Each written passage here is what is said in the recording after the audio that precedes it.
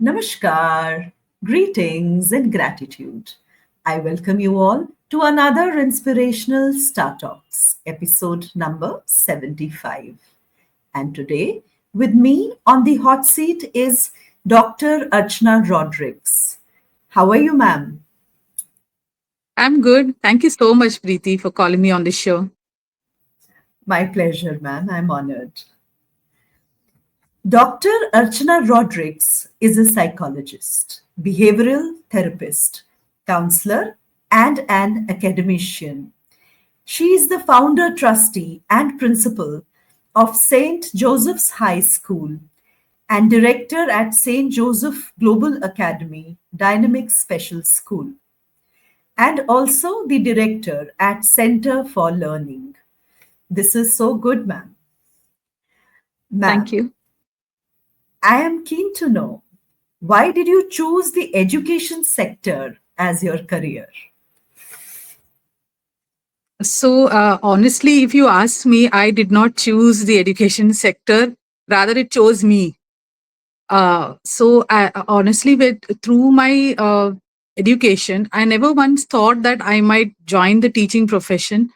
My father was a teacher, and that was one thing, but it didn't have the, honestly, to be very honest, it didn't have the glamour, or it didn't have the monetary benefits that mostly young people look at.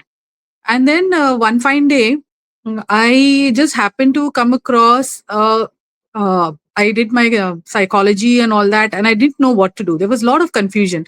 Yeah, 4 or 5 years, though I was working, I didn't know what type of specialization I needed to look at.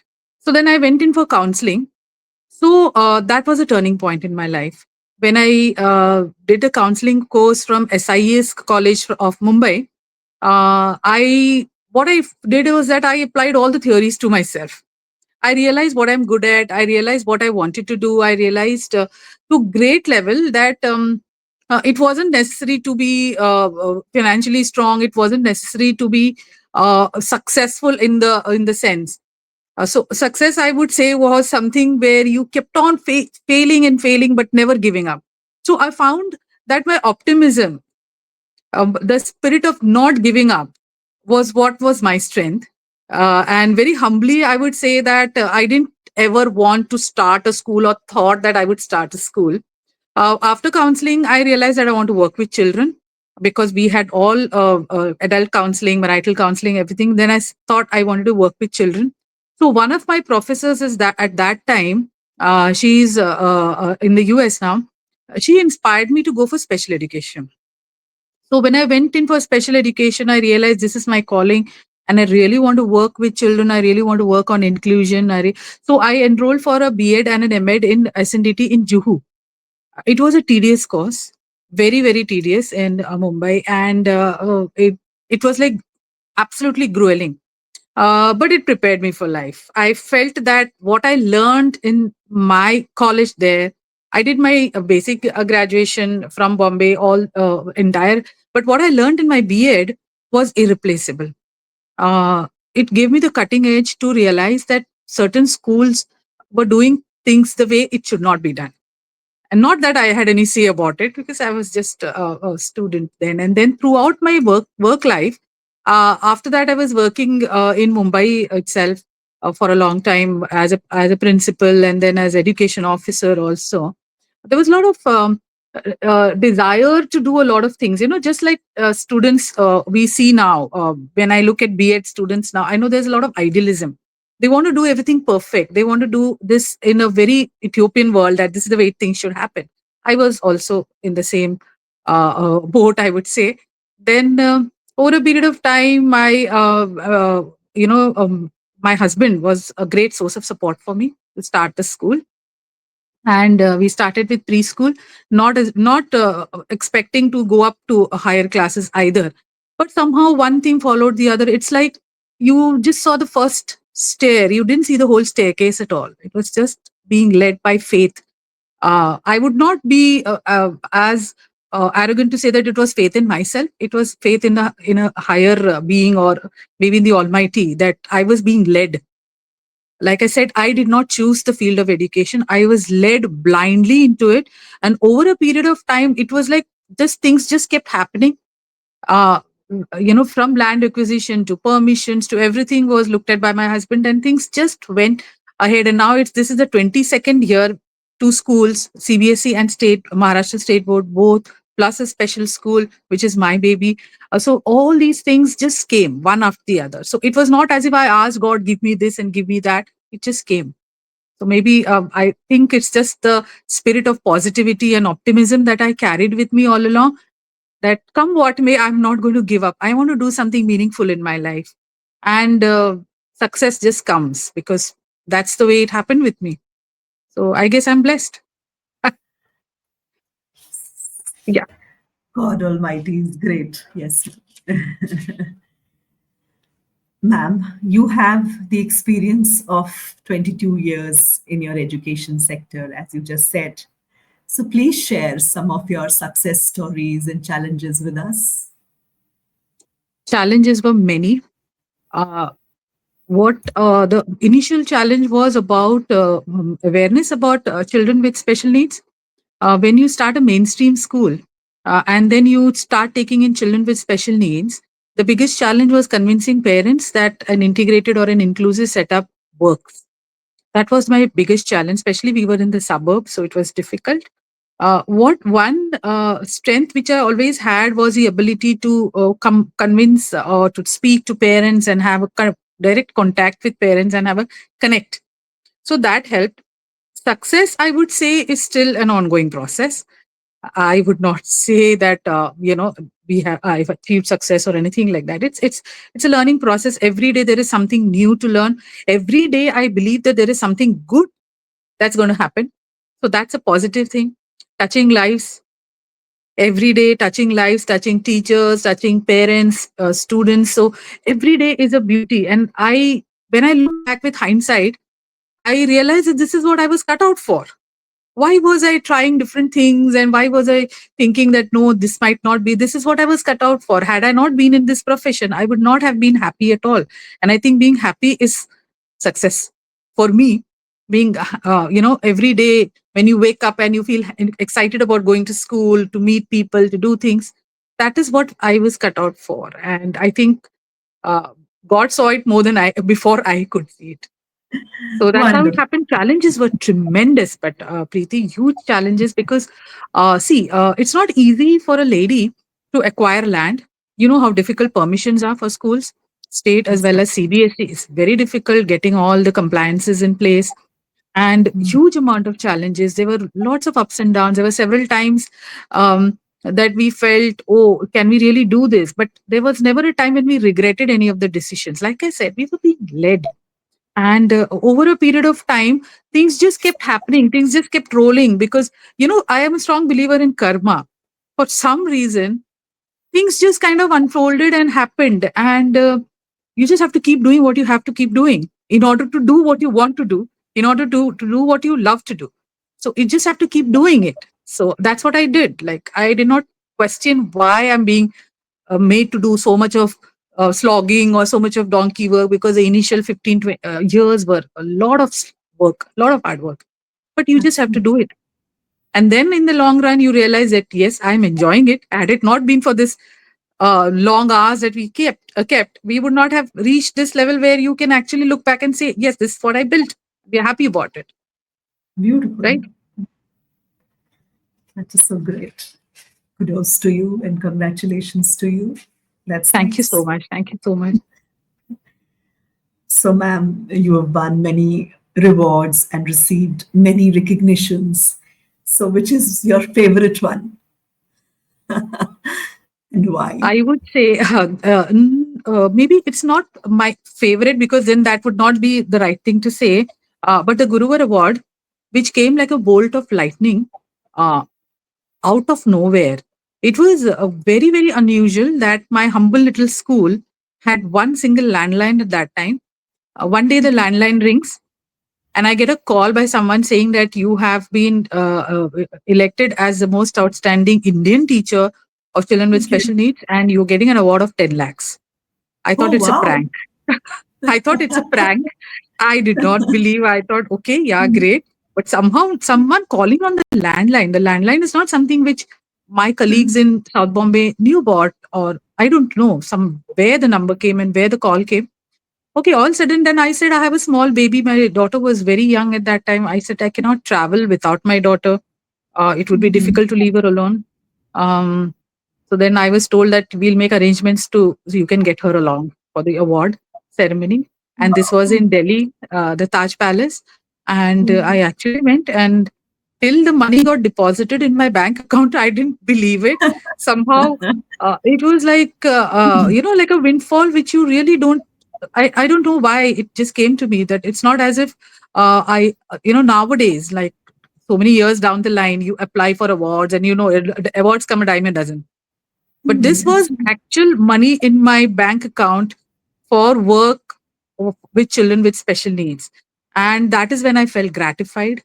That is when I felt that, yes, somewhere I have been recognized for the work that I have been doing. Because all along it has been you are working hard, and then, things are happening, not the huge amount. See, people can see the end product, but what lies below is the struggle, the endless hours, sleepless nights, what will happen. I remember one instance when we had inaugurated the CBSE school 7 years back. I did not call a single politician or any great individual. I just called the children who were there and made the children cut the ribbon. The So reason sweet. is very simple, because I felt they are the most purest of people. If children are the ones who are making the school what it is, children are the ones who make me today what I am, then why not give them the importance, then call someone who's politically inclined or anyone else. So that's how I did that. And I've always been very simple and down to earth in the way I have taken things forward. I've not tried to be very pompous about it. Neither did we make any lot of publicity about it. We inaugurated the school, we got the permissions. The 7 years down the line, CBSE is doing excellently. And there is a dearth of CBSE schools where I come from, uh, just a handful of CBSE schools. So that was something, a big challenge. And then the compliances which CBSE expects. So it wasn't easy. Yeah. So coming back to the award, I was given the award by the then HRD Minister, Mr. Honorable Kapil Sibal sir, and it Okay. was quite an experience going to the Taj Palace, staying there for a day. They accommodated us there for one day. A lot of people from all over India had come, and I was the only winner from the whole of Maharashtra state. Oh, great. That's So, nice. like I said, karma. I don't know why I was selected, but I'm happy that I am. Not that I can say that why this happened. So, but that was a turning point for me, So because good. then a lot of recognition came in. Inclusion became something which people started talking about, because initially the challenge that you mentioned, it was like the first 8 to 10 years when a mainstream parent is sitting there for admission, they see a child with special needs walking in, they start thinking, oh, this school is catering to such kind of children. Will my child be able to cope? So it wasn't the parents of the child with special needs. It was the parents of the regular children, the so-called normal children, who had a problem with the children studying in the same campus. And why? The concept of a resource room, the concept of special needs, this concept of equity, all these things were not thought about. People are not aware of it. So the challenge began with starting awareness programs for parents. The challenge began with, even now, when we talk about ADD and ADHD, many parents are not aware of why my child is not sitting down in one place and not paying attention. And when the screen time is added to it, it becomes worse. So the awareness level, though we say the right now the parent body is like maybe half my age now. So they are those young people who just India. I mean, you just get parenthood by fluke. It's not that people really prepare for it, or they go for parenting webinars and seminars and they prepare themselves to become parents. You get married by default, you become a parent. There is zero time for preparation. So it's not Absolutely. as if you need to.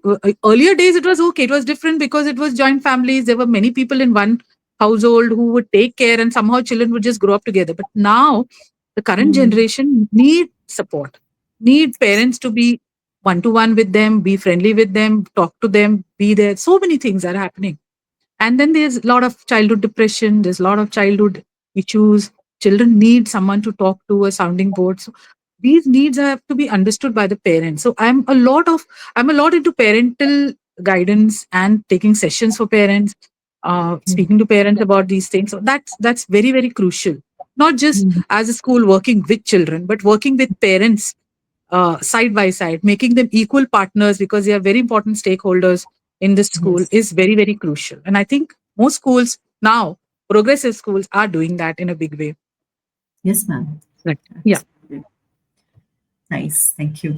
Yeah.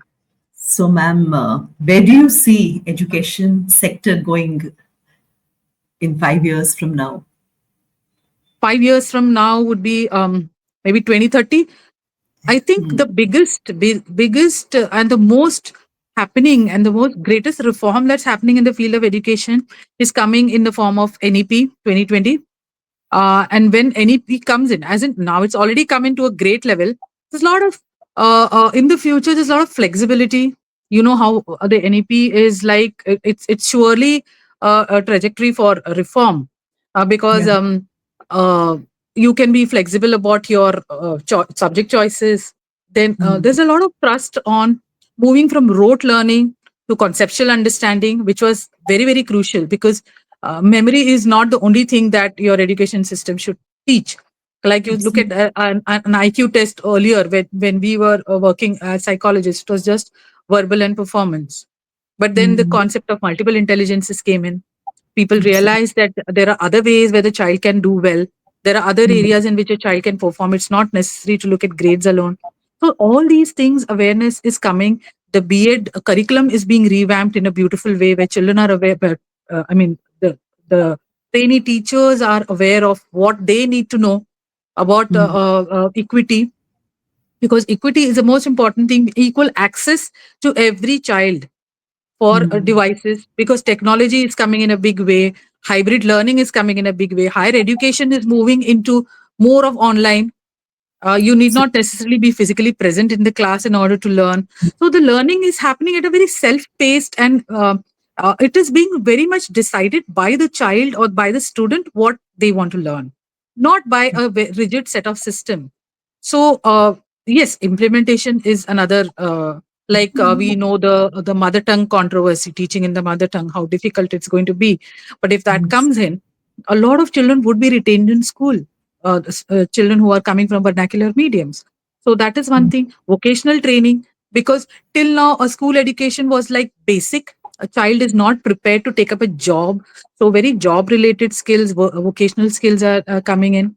Mm. Parents are becoming aware of various hybrid learning methods. Parents are becoming aware of why the device. Earlier, there was a lot of resistance during the Mm. COVID time. The funniest thing is COVID hit and NEP was brought into. So as Mm. it is, the parents were not very happy with the child having to spend so much time in front of a screen. It took a lot Mm. of effort to convince parents that this is the way to go forward. There is no going back once Mm. hybrid classes have come in or once online classes have come in. But now, over Yes. a period of time, whenever there are heavy rainfalls, we move into online. Whenever there's Mm. some Bharat Bandh or something like that happening, we move into online. So it's Absolutely. become a system where we can constantly keep in touch with the parents as well as the child through the online method. And that's where the education system is going. If NEP Mm. is implemented in its right spirit, there is no Mm. turning back for the Indian education scenario. There is absolutely no turning back because there's huge, huge changes. And I think every child in the classroom would be included. Every child in the classroom, the needs of every child would be looked at, because he or she will not be told you have to conform to this particular thing. I think the first positive thing which came in some time back, I think CBSE brought in, was to move away from the ranking system to the grading system. Yeah. We Yes, were from that's the it. ranking system where Mm. every Yes. class had one person who would always occupy the top position, and then the rest Mm. were all second or third or Mm. fourth. But now, because of the grading system which came in, every child has the opportunity to perform and be the very best. Mm.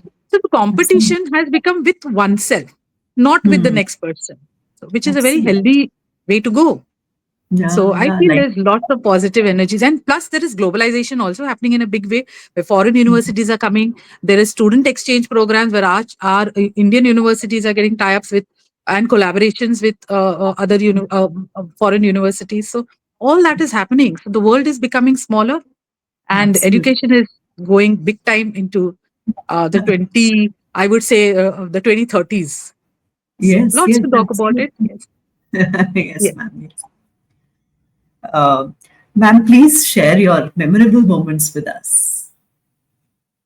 Uh, as far as as a principal or as a counselor, there are a lot of memorable highlights when we have reformed children who have been on the peripheries of being dropouts, and memorable moments would be a lot of memorable moments, I would say. I really haven't pinpointed or thought about any one particular moment. But every time there is a child in my class or in my school who comes up to me after, say, 4 5 years and says, "Okay, we remember the school, we remember you, ma'am, we remember how things were." That is the most memorable moment for me. And for me, I remember each and every child's name for some Mhm. reason. I don't know. It just doesn't go out of my.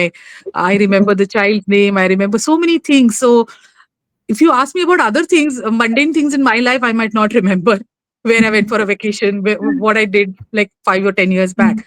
But ask me about any child, I remember, because each So, and every moment becomes memorable when you're sharing it with children, when you're sharing it with your teachers, the teacher trainings that we have, and yeah, a lot of sessions I have taken across schools and colleges, but some of the memorable moments were there was this B.Ed competition that was conducted by B.Ed college, which I really okay. enjoyed because B.Ed students from all over had come, all over Mumbai had come, and I could see how the teachers were working hard, and I had to judge that competition, and I realized that the future generation of teachers are really a motivated lot. They are not like how it was 30 years down the line, or 30 years ago, how teachers were. It was like, okay, it's a part-time job. Because I Hmm. have extra time on my hand, let me just go and become a teacher. Let me just take a B.Ed, and this. That is not the way it is any longer. Now it's really become professional, and the way teachers conduct themselves, the way I really enjoy giving feedback to my teachers, or whether to my students, and having counseling sessions with one-on-one. Uh, so I would say there are memorable moments every day. Every single day, there are memorable moments. I wish I could just record every day, put a camera there and just record what all happens. And I'm sure it will make good learnings and good readings for someone, the way we interact. That's it. I guess you're doing a lot of things, but like I said, you have to keep doing what you are doing in order to enjoy what you are doing, in order to do what you love doing. And that's it. So memorable moments are there always around the corner. Getting the award Beautiful. was definitely a memorable moment, I must say. It was a memorable moment because it was recognition for a lot of hard work that was put in.